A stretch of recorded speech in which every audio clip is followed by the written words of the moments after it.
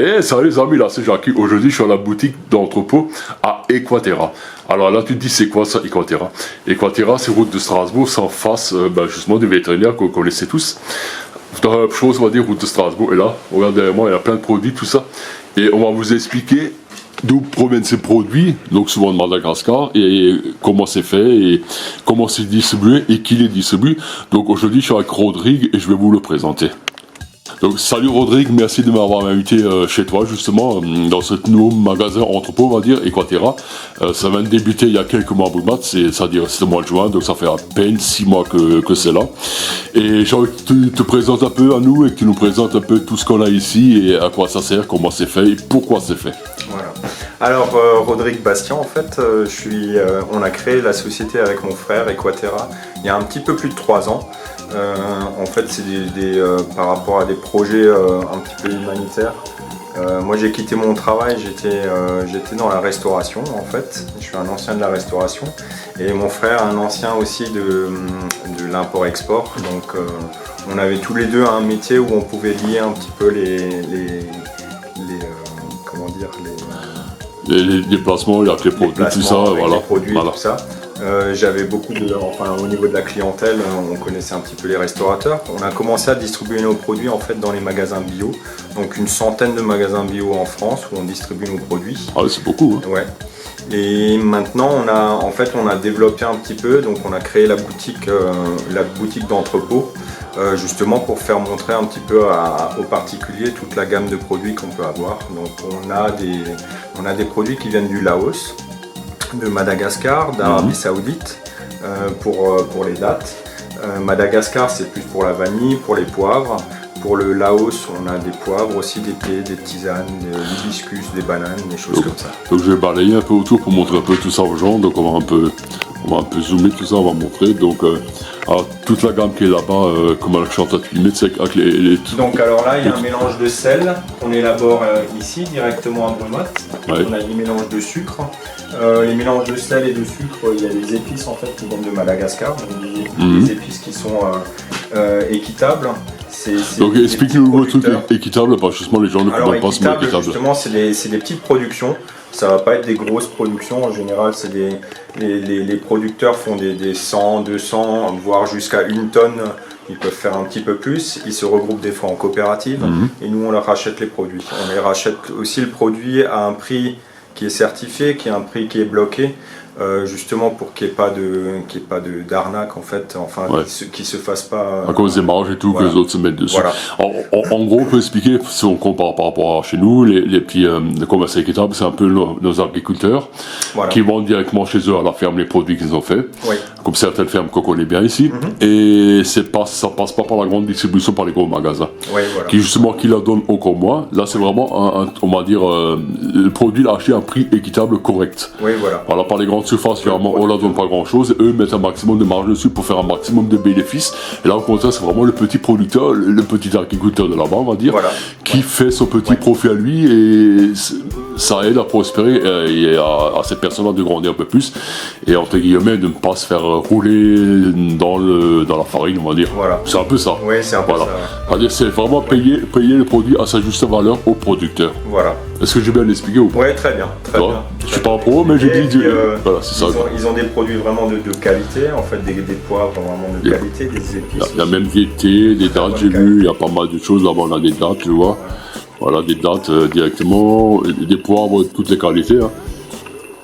Alors, ce qu'il faut aussi préciser, voilà, c'est un petit détail. Souvent, ces produits sont légèrement plus chers que ceux de la grande surface, mais justement, c'est lié au fait, ce qu'on a expliqué, justement, parce que c'est le petit producteur qui en bénéficie et c'est pas la grande surface. C'est pour ça qu'il y a cette petite différence du prix, mais croyez-moi que généralement, le goût et la saveur, elle est beaucoup plus forte. Elle est beaucoup plus forte que tout ce qui est industriel. C'est ça, mais c'est vraiment le concept, quoi. Oui, c'est vraiment le concept, et aussi une partie du prix, en fait, du produit est reversé aussi pour des projets d'agroforesterie. Donc l'agroforesterie, c'est on va mettre des arbres fruitiers ou des plantes en fait qui peuvent produire des fruits ou des épices ou des poivres, des choses comme ça. Aussi pour que la forêt ne soit pas coupée, les arbres ne soient pas coupés. et au niveau de la reforestation, en fait, que ça reste C'est vachement important. assez équitable. J'ai même eu, que j'ai lu sur le site, c'est la page Facebook Equaterra, faut aller la voir, il y a beaucoup de photos, beaucoup de documents, même Instagram j'avais vu. Également, il y a un truc au niveau des écoles aussi, l'éducation, tout ça. Oui, au niveau de l'éducation. Je trouve que c'est très important d'en parler, voilà. Alors on a payé l'éducation en fait de 250 enfants à Madagascar pour leur éducation. Justement, on a acheté les livres, les cahiers, toutes les fournitures scolaires, mais aussi la nourriture, donc pour les repas de midi. Et tout ça pour l'année, en fait, pour toute l'année. C'est les enfants des producteurs de la vanille, en fait, qui sont là-bas. Et du coup, on les aide, on les aide. C'est beau tout ça, parce que toi, quelque part, tu fais des choses en plus que les autres ne font pas. D'abord, tu payes un prix correct aux producteurs, qui puissent vivre, on va dire, dignement. Ouais, c'est vraiment le mot qu'il faut dire. Pour qu'ils puissent vivre un peu dignement du fruit de son labeur, enfin de son travail. Et d'autre part, vous replantez les forêts qui sont détruites à cause de l'industrialisation, on va dire. Voilà, également, on permet au nouveau l'éducation aux enfants qui n'ont pas cette chance, comme les nôtres, d'avoir des écoles gratuites, et ainsi de suite, quoi. C'est quand même quelque chose de louable, de beau. Das finde ich schön an ça. Voilà. Ben, toi, j'essaie de résumer comme je peux, quoi. Et voilà, donc vous m'avez expliqué que ça c'est plutôt, voilà, on va dire c'est un entrepôt boutique. Donc voilà, c'est pas très grand, voilà, c'est le début. Également, tu m'as expliqué que devant, bon, c'est pas affiché encore qu'il y a le magasin là derrière. On a une affiche en fait le mercredi matin, donc de 9h à 12h30, quand la boutique est ouverte, où je mets une affiche dans la rue. Voilà, c'est ça, directement, quoi. Et le vendredi aussi, toute la journée, on met une affiche. Sinon, sinon, on est un petit peu discret, c'est vrai. Parce qu'on est là, on est 22 route de Strasbourg, et c'est vraiment au fond de la cour à droite, si on veut, quoi. C'est un peu discret. Mais c'est là où tu vas chez le Veto. Prochainement, il y aura en face, quoi. Une grande enseigne pour les gens puissent venir, voilà.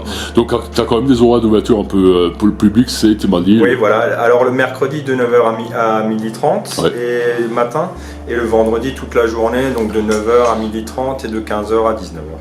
Ah, c'est super tout ça. Voilà, comme ça permet aussi aux gens de venir après le travail pour le vendredi. Je trouve que c'est important. Attends, je vais venir à côté de toi, c'est plus simple.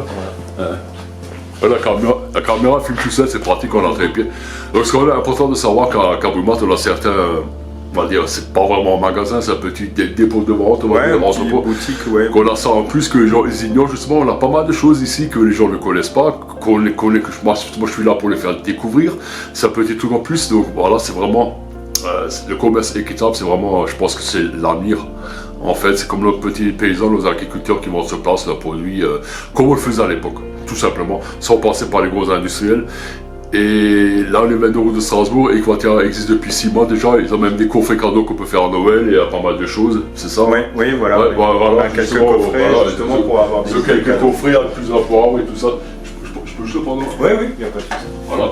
Voilà, par exemple, pour vous montrer un peu plus près, c'est le genre de petits coffrets qu'on peut offrir avec du sel, des épices un peu différents du sel classique, avec des goûts différents, des goûts variés, qui vont donner une nouvelle saveur au niveau de vos repas. Il faut essayer, vraiment essayer pour adopter, on va dire.